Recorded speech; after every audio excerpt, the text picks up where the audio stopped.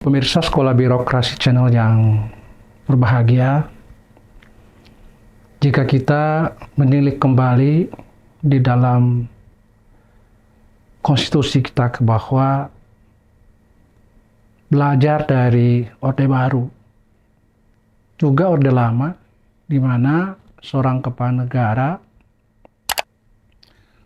tidak dibatasi masa berkuasanya. Puncaknya pada era reformasi di tahun 1998, kemudian Undang-Undang Dasar diamandemen, yang kemudian secara tegas membatasi masa kekuasaan presiden, yaitu paling lama 2 kali, yang berarti 10 tahun. Namun jika kita membaca berbagai media maupun fakta-fakta, termasuk pandangan dari para ahli, sekarang banyak terungkap bahwa berbagai keputusan-keputusan yang kemudian berujung di tahun politik ini nampak ditengarai bahwa nilai-nilai etik yang seharusnya junjung tinggi oleh seorang pimpinan pemerintahan, ditengarai banyak pihak sudah mulai luntur. Hal ini tentu menjadi pertanyaan besar, mengapa sampai demikian?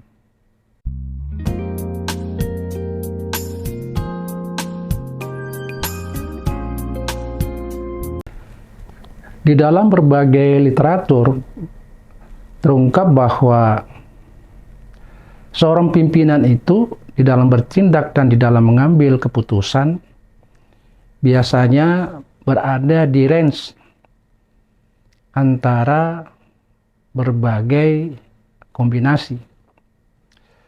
Yang pertama, apa yang disebut dengan pimpinan bertindak dengan didorong oleh serakahnya atau greedy, ya, sehingga apapun berbagai cara dilakukan demi untuk memenuhi atau memuaskan hasratnya. Ada juga tipe pemimpin yang bertindak itu senantiasa mengacu pada aturan formal atau legalistik formal, dan itu biasanya mengacu pada standar operasional prosedur, ya. Sehingga yang nampak adalah adanya tindakan-tindakan yang sifatnya kaku dan sulit untuk berkompromi dengan situasi dan keadaan. Tipe ketiga itu ada yang memang di dalam tindakan kesehariannya itu ketika menjadi pimpinan itu bisa dikategorikan sebagai kombinasi penggunaan antara legalistik formal, tapi juga dia mulai memperhatikan aspek-aspek etik di dalam pemerintah. Dan tentu yang paling baik adalah memang tindakan-tindakannya itu berbasis pada nilai-nilai dan etika atau kepantasan. Karena bagaimanapun juga etik itu di atas daripada legalistik formal. Kita banyak membaca dan menonton di berbagai media bahwa seorang presiden pernah berupaya untuk menambah masa jabatannya. Bisa dengan alasan karena adanya wabah yang kemudian memerlukan penambahan masa berkuasanya, atau bahkan mengusulkan supaya ada penambahan periode kekuasaan. Namun seperti kita ketahui, walaupun tentu informasi ini sangat sulit untuk dikonfirmasi kepada presiden karena ini dilakukan oleh orang-orang di sekeliling atau pembantu presidennya. dan ditantang oleh partai pengusungnya.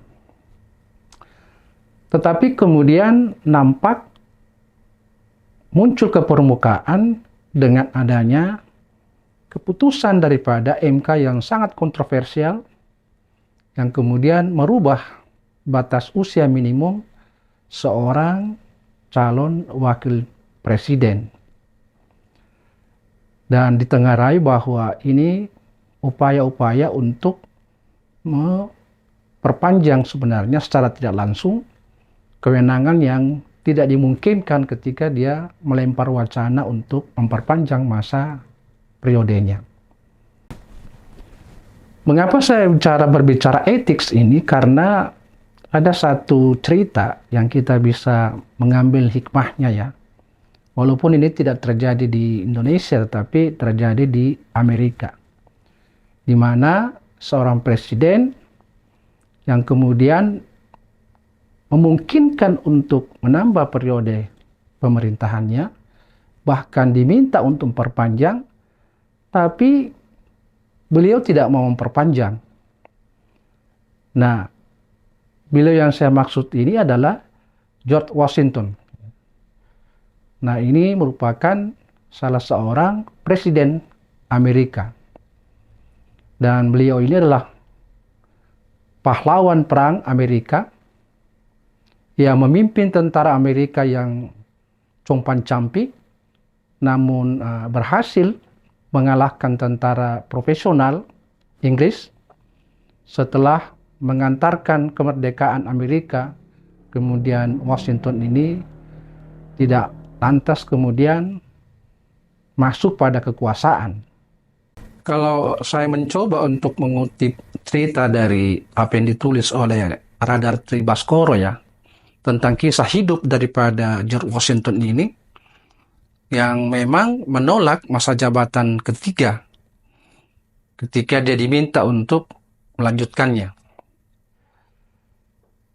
Cerita beliau ini adalah di mana ia memutuskan meninggalkan dinas ketentaraan dan memilih menekuni tanah pertaniannya di Mount Vernon ya.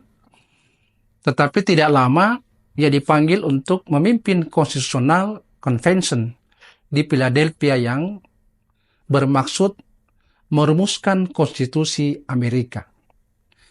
Washington ini terbukti tidak cuma bisa memimpin tentara, tetapi ia juga bisa memimpin tokoh intelektual dan filosof sekelas John Adams, Benjamin Franklin, James Madison, Alexander Hamilton, Thomas Jefferson, dan lain-lain.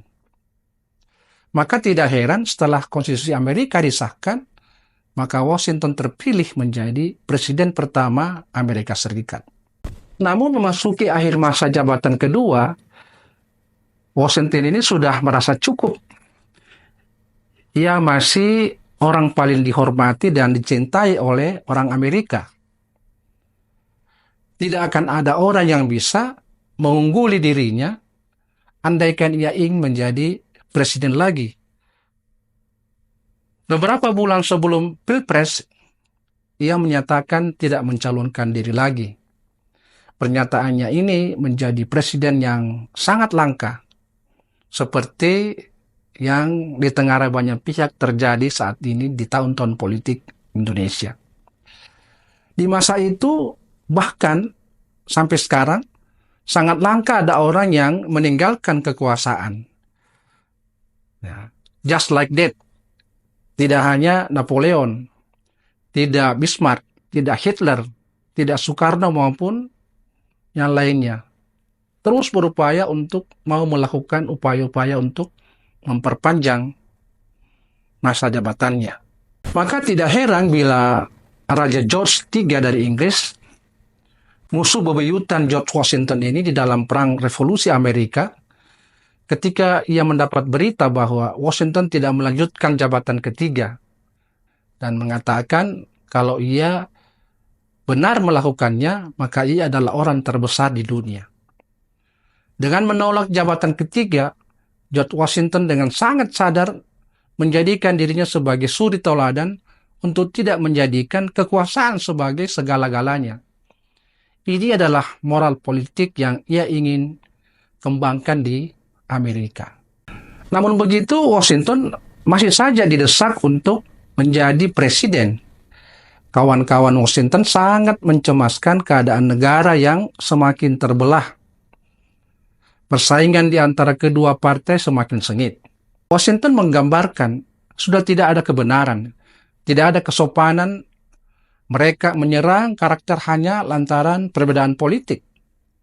Sebagai seorang yang federalis, saya seperti tidak berhak memperoleh dukungan kaum Republik Demokrat.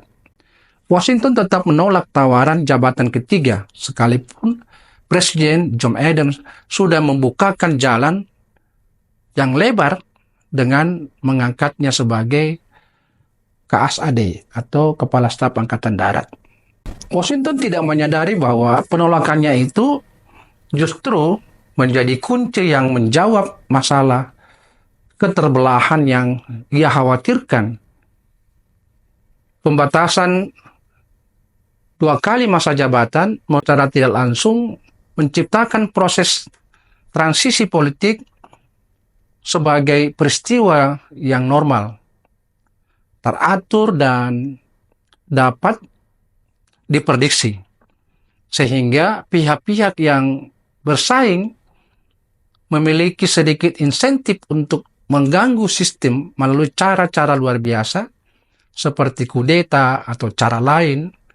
Dan bila kita mengamati presiden-presiden selanjutnya, tidak ada yang mau menambah masa jabatannya walaupun sangat berprestasi. Moral politik yang ditanamkan oleh Washington berhasil membedakan ketajaman pisau perbedaan politik yang mengiris-iris bangsanya. Bagaimanapun tajam perbedaan politik tidak membuat bangsa Amerika jatuh ke dalam kekerasan. Pembatasan masa jabatan meredam ketegangan di masyarakat karena memungkinkan rotasi kekuasaan berlangsung secara damai. Suri tauladan Washington dipatuhi sampai 150 tahun kemudian ketika F.D. Roosevelt memenangkan masa jabatan keempat. Namun pelanggaran moral politik Washington ini dengan cepat direspon oleh Parlemen Amerika. Namun pelanggaran politik ini dengan cepat direspon oleh Parlemen Amerika pada tahun 1991, di mana Parlemen menyetujui amandemen yang ke-22 yang menegaskan batas 2 kali masa jabatan bagi Presiden Amerika Serikat. Nah, bagaimana dengan negara Indonesia? Apakah nilai-nilai dan etika seperti yang dipertontonkan oleh George Washington masih dijunjung tinggi? Tentu pemirsa Sekolah Birokrasi Channel bisa berkomentar seperti apa kondisi yang terjadi di Indonesia di mana terungkap ke permukaan melalui media kita menonton, membaca bahwa Presiden pernah melalui pembantunya berkeinginan untuk menambah masa jabatan. Pandangan Anda tentu bisa bermacam-macam. Namun, kondisi ini tentu mempengaruhi kualitas demokrasi kita dan tentu akan banyak dampaknya seperti ditengarai bahwa kekuasaan yang terlalu lama itu cenderung korup. Karena itu cegahlah supaya kekuasaan itu tidak berlangsung lama. Dan Indonesia punya pengalaman buruk di masa Orde Lama maupun Orde Baru. Jangan sampai Orde Baru dan Orde Lama tumbuh kembang lagi yang disebut orang Neo Orde Baru. Karena hasil reformasi ini harus terus dijaga supaya menjadi matang dan setiap orang mematuhi dan menjunjung tinggi apa nilai-nilai etik yang dikandung di dalam berbagai undang-undang yang sengaja dibuat agar supaya Indonesia tetap terjaga. Dan kita sepakat bahwa negara kesatuan Republik Indonesia sudah menjadi harga mati.